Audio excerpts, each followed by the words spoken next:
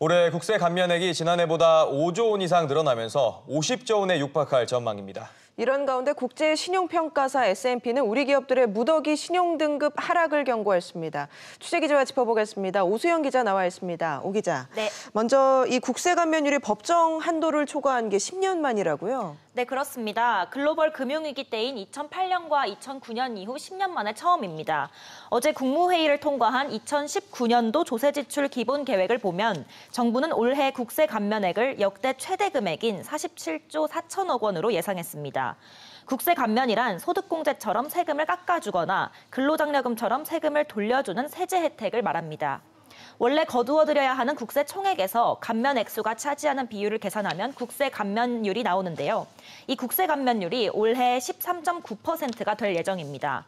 그런데 법으로 정한 올해 국세 감면 한도는 13.5%이기 때문에 2019년 국세 감면율 예정치가 한도를 뛰어넘어버린 겁니다.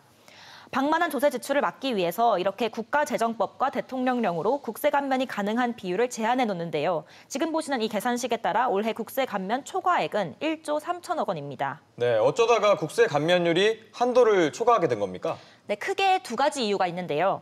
우선 근로장려금이 올해 대폭 늘어났기 때문입니다. 정부는 급속한 최저임금 인상에 충격을 받은 저소득층의 소득을 보전해주기 위해서 근로장려금을 대폭 늘렸는데요. 예. 올해 근로장려금은 작년 1조 3천억 원에서 올해 4조 9천억 원으로 4배 가까이 늘었습니다.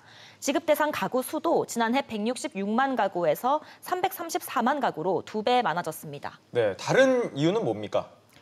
네, 우선 정부가 지방 분권을 강화하려고 지자체에 배분하는 부가가치 세수 비율을 원래 11%에서 올해 15%로 올린 것도 감면율이 높아진 이유 중 하나입니다.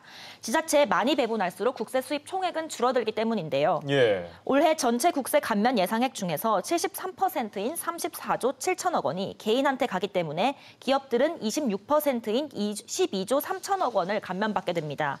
기업의 새 감면 혜택이 감소하는 주된 원인은 정부가 연구개발, 즉 R&D 예산을 줄이고 있기 때문입니다. 네, 다른 소식도 보겠습니다. 스탠더드 앤 푸어스가 우리 대기업들의 신용등급 하락을 경고했다고요?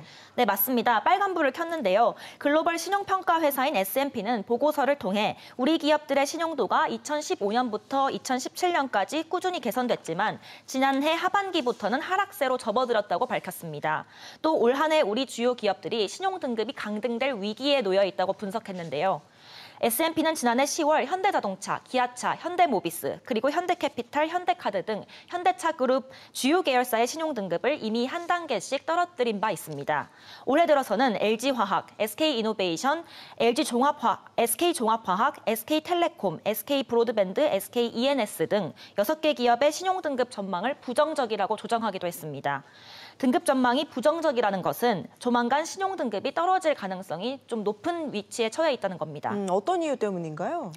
네, S&P가 분석하기로는 우리 기업의 투자 지출과 주주 환원이 증가하고 있고 그 인수합병을 지속적으로 하고 있다는 것을 주요로 꼽았는데요. 네. 재무 정책을 주요 요인으로 꼽은 겁니다.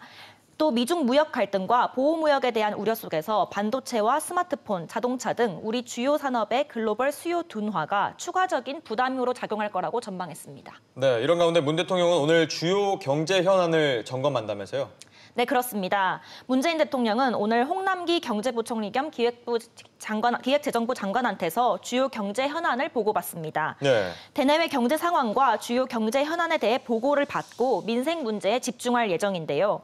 홍 부총리는 최근 고용 동향을 비롯해서 소득 주도 성장, 혁신 성장 등 정부가 추진하고 있는 주요 대책의 추진 경과를 보고할 것으로 알려졌습니다.